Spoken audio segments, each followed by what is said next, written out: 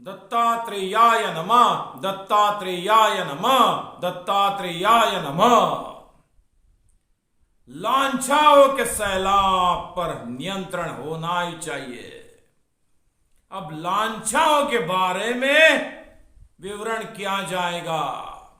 इच्छाओं के सैलाब के बारे में हमने कुछ बोला। जो मिच्छाएं होती है उनके सैलाब के बारे में भी कुछ बातें आपको बताई। मूर्छाओं के सैलाब के बारे में भी कुछ बातें आपको बताई।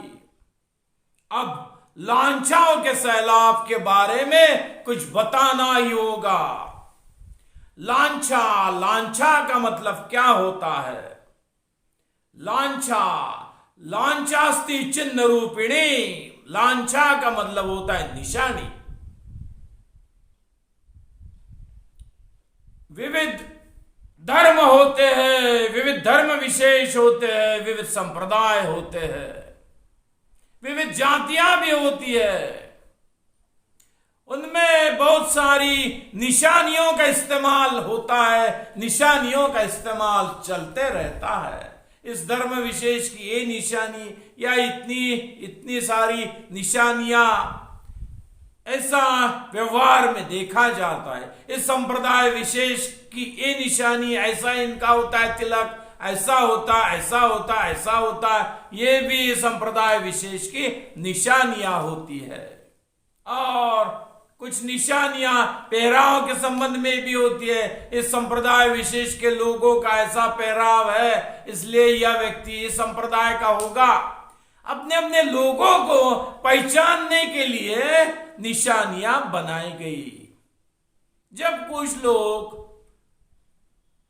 सुदूर तक यात्रा करते थे तब उन्हें कुछ सहारा मिल सके, इस कारणवश निशानियों का इस्तेमाल होता रहा। अपने संप्रदाय के लोगों को कुछ सहारा देना, कहीं भी मिल जाए तो उसे कुछ सहायता देना, इस दृष्टि से उन निशानियों का इस्तेमाल करने का आरंभ हुआ। पूरे विश्व में हुआ। समूचे विश्व में धर्म विशेष के अनुसार, संप्रदाय विशेष के अनुसार या जाति विशेष के अनुसार कुछ निशानियां हो सकती है, होती भी है। पहले काल में, पुराने काल में तो बहुत निशानियां होती थी। आज भी है, आज भी है। अपना आदमी पहचान लिया जाए, इसलिए ऑर्डर दिया जाता है, आदेश दिया जाता है, सबने ऐसा ऐसा करना चाहिए।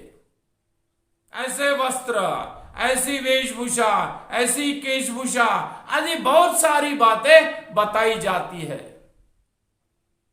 निशानियां पैदा की जाती है। किस लिए? संगठन के लिए। एक बात ठीक है, जातियों का संगठन होता है, धर्म विशेषों का संगठन होता है, विशिष्ट मत को फैलाने वाली जो संस्थाएं होती है वो संस्थाएं भी संगठन रूप ही होती है। संप्रदाय विशेषों का संगठन होता है। कुछ मात्रा में संगठन होता है, चलता रहता है। पर जब ये निशानियां एक दूसरे के विरोध में खड़ी हो जाती है, एक समूह के विरोध में दूसरा समूह खड़ा हो जाता है केवल निशानियों के आधार पर, तब बहुत बड़ी मुसीबत पैदा हो जाती है। निशानियां तो हजारों है, दुनिया में हजारों जातियां हैं, बहुत सारे संप्रदाय है, बहुत सारे धर्म विशेष है। उनकी उनकी अपनी अपनी पहचान दिखाने वाली निशानियां तो बहुत है, पर और कुछ हद तक उससे हानि नहीं होती,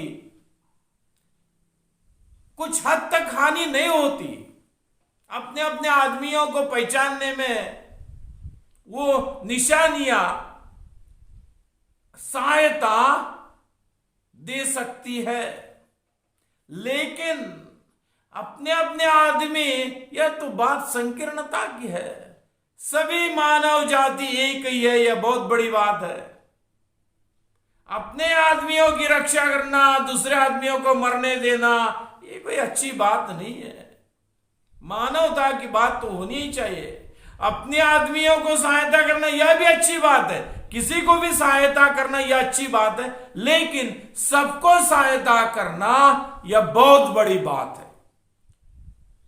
अपने से संबंध रखने वाले किसी व्यक्ति को सहायता करना किसी भी स्तर पर यह अच्छी बात है, लेकिन मानवता के आधार पर कोई भी निशानी न देखते हुए सबके लिए सहायता का भाव अपने मन में रखना यह बहुत बड़ी बात होती है, और उस भाव के अनुसार वर्तन करना, बर्ताव करना यह भी बहुत बड़ी बात होती है।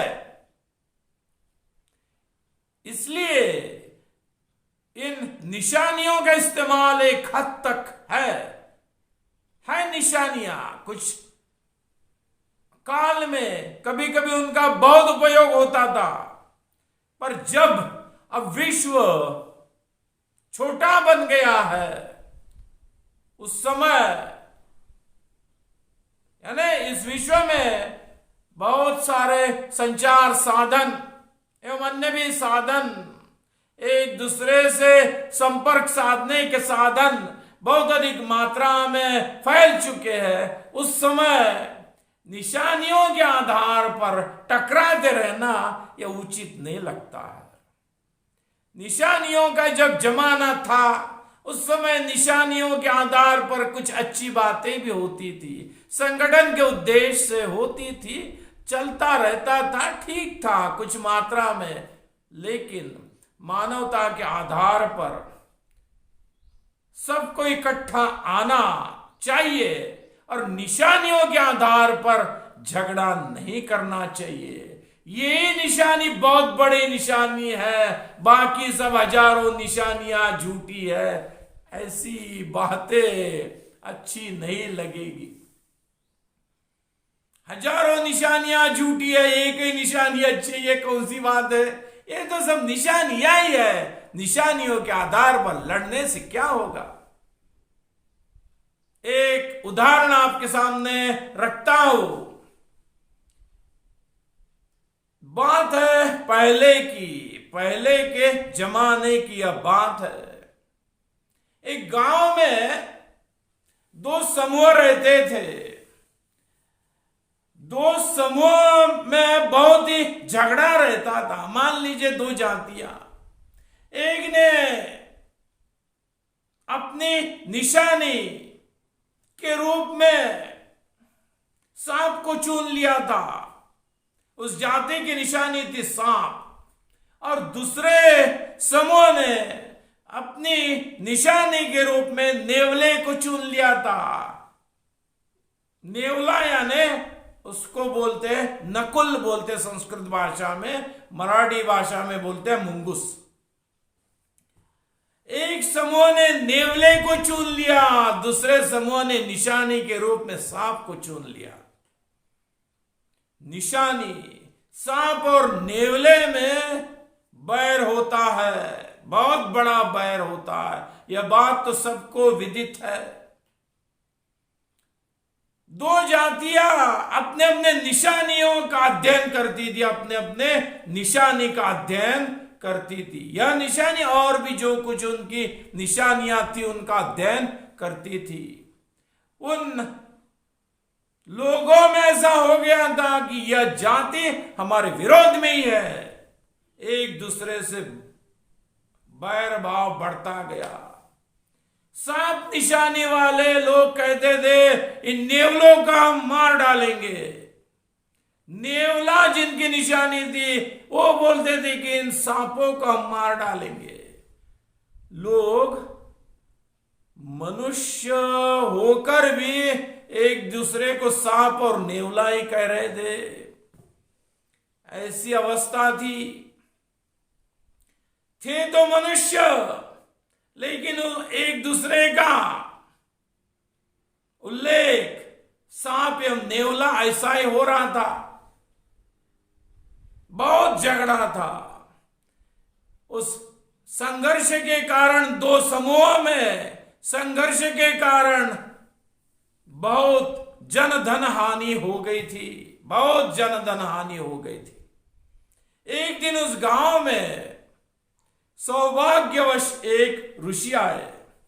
उन्होंने उनको बोला, आप क्यों झगड़ते हो? तुम क्या सांप हो क्या? तुम सांप नहीं हो। और दूसरे समूह को बोला, तुम नेवले नहीं हो, तुम मनुष्य हो, तुम मनुष्य हो, तुम सांप नहीं हो, तुम नेवले नहीं हो।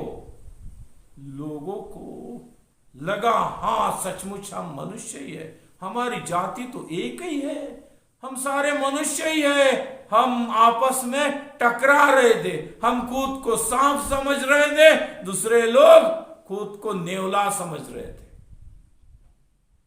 दोनों तो एक ही मनुष्य जाति के थे। कुछ वांशिक मतभेद हो सकते हैं, इस कारण दो जातियों में वे लोग उस गांव में बढ़ चुके थे, लेकिन एक ही मनुष्य जाति के होकर कुछ लोग खुद को सांप समझ रहे थे और कुछ लोग खुद को नेवला समझ रहे थे। यह निशानियों की बाढ़ है। निशानियों का इस्तेमाल किस हद तक करना, यह भी सोचने की बात है। हाँ, तुम्हारी यह निशानियां मान लिया, पर उन निशानियों का इस्तेमाल किस हद तक करना, यह भी बहुत बड़ी सोचने की बात है। कुछ लोग तिलक के आधार पर बोलते हैं, ऐसा लगाया तो उद्धार, ऐसा लगाया तो नहीं उद्धार नहीं। कुछ लोग बोलेंगे ऐसा लगाया तो उद्धार, ऐसा लगाया तो नहीं उद्धार। ये सब बातें हैं, निशानियों के आधार पर झगड़े की बातें हैं। क्या है इन चीजों में, क्या रखा हुआ है? निशानियों का इस्तेमाल करो, उसमें कुछ ज्यादा फर्क उससे नहीं होने वाला, पर निशानियों की बाढ़ में डूब मत जाओ, निशानियों की बुरी बाढ़ में डूब मत जाइए। निशानियों का इस्तेमाल करने की या न करने की आपको स्वतंत्रता है, लेकिन निशानियों के आधार पर जो संघर्ष बढ़ जाता है, उस संघर्ष की बाढ़ में डूब मत जाइए। उस संघर्ष की बाढ़ में, उस संघर्ष के भीषण अपलाव में डूब मत जाइए। उस संघर्ष धारा के विप्लव में डूब मत जाइए। निशानियों का इस्तेमाल किस हद तक करना चाहिए और उसे किस हद तक ले जाना चाहिए, इसका भी ख्याल रखना चाहिए। नहीं तो फिर बुरी अवस्था हो जाती है। जिस ऋषि ने उन दोनों का झगड़ा खत्म किया, उस ऋषि का नाम हुआ आजीह। उस गांव में जिस ऋषि ने जाकर उन दोनों समूहों का झगड़ा खत्म कर दिया, आपस में उनको एक कर दिया, उस ऋषि का नाम हुआ आजीह। आजी निरसनम यश्चकार स आजीह। जिसने झगड़ा बंद कर दिया, उसका नाम हो गया आजीह। उस गांव में जो दो समूह थे, उनमें जो लगातार संघर्ष चलता रहता था, लगातार लड़ाई चलती रहती थी, उस लड़ाई को जिसने बंद कर दिया, उस ऋषि का नाम हो गया आजीह। उस ऋषि के वंश में आगे चलकर जो बहुत सारे ऋषि हुए, उनको आजीहायन नाम से जाना जाता है। आजीहायन, आजीह नाम वाले ऋषि के वंश में जो आगे चलकर ऋषि हुए, उनका नाम आजीहायन कहा जाता है। उन ऋषियों ने भी अपने अपने स्तर पर आजीह ऋषि की जो भावना थी, उसका निर्वहन किया। आजीह ऋषि ने उस गांव में एकता पैदा कर दी। अब इस दुनिया में, पूरे संसार में निशानियों के आधार पर संघर्ष मचा हुआ है। निशानियां बहुत सारी है, बहुत सारी है। बहुत सारी है, गणना करना भी मुश्किल है। केवल विशिष्ट झंडा यही निशानी होती है, ऐसी नहीं। बहुत सारे विचार, बहुत सारी वेशभूषाएं, केशभूषाएं आदि भी निशानियां ही है। केवल निशानियों के आधार पर झगड़ते रहने से इस दुनिया में उनकी बाढ़ आ चुकी है। लांछाओं का सैलाब हो चुका है। लांछा ने निशानी, लांछाओं का सैलाब फैल चुका है। इस दुनिया को बचाने के लिए इस सैलाब पर नियंत्रण की आवश्यकता है। रखिए रखिए निशानियां, यह जगत है, निशानियां रखने में कुछ दोष नहीं है, पर उन निशानियों को किस हद तक ले जाना, उन निशानियों का बुरी तरह से इस्तेमाल करना, एक दूसरे को खत्म करने के लिए उन निशानियों के संबंध में विशेष भाव रखना, खत्म करने के लिए, दूसरों का खत्म करने के लिए नहीं। हमारा यह बहुत बड़ा सिंबल है। सिंबल किसी भी धर्म विशेष का सिंबल, किसी भी धर्म विशेष की निशानी क्या सिखाती है, किसी भी धर्म विशेष का सिंबल क्या सिखाता है? मानव को मारने का नहीं सिखाता। एक दूसरे को मारने की शिक्षा कोई भी नहीं देता, लेकिन निशानियों के आधार पर आंखों में खून जमा हुआ है लोगों के। यह बहुत बुरी बात है।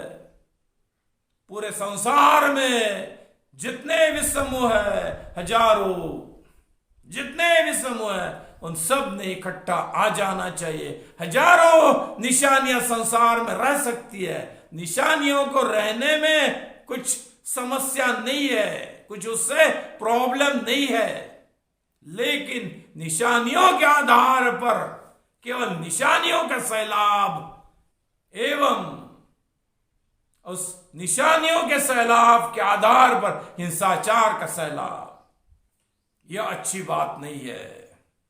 निशानियों के सैलाब के आधार पर हिंसाचार का सैलाब फैलाना यह अच्छी बात नहीं है। इसलिए लांछाओं के सैलाब पर नियंत्रण रखना ही चाहिए। सभी लोगों ने इस पवित्र कार्य में अपना मानसिक योगदान देना ही चाहिए। निशानियां रखिए, लांछा है ठीक है, स्वतंत्रता है आपको, लेकिन ये जो सैलाब फैला हुआ है, लांछाओं का सैलाब, उस पर नियंत्रण भी होना चाहिए, नियंत्रण भी होना चाहिए। नहीं तो लांछाओं का सैलाब हिंसाचार के सैलाब में परिवर्तित हो जाता है। इसलिए नियंत्रण की बहुत बड़ी बात है। इसलिए संक्षेप में यह समझ लेना चाहिए कि इच्छाओं के सैलाब पर नियंत्रण होना चाहिए, मिच्छाओं के सैलाब पर नियंत्रण होना चाहिए, मूर्छाओं के सैलाब पर नियंत्रण होना चाहिए, और लांछाओं के सैलाब पर भी नियंत्रण होना ही चाहिए। दत्त दत्त दत्त।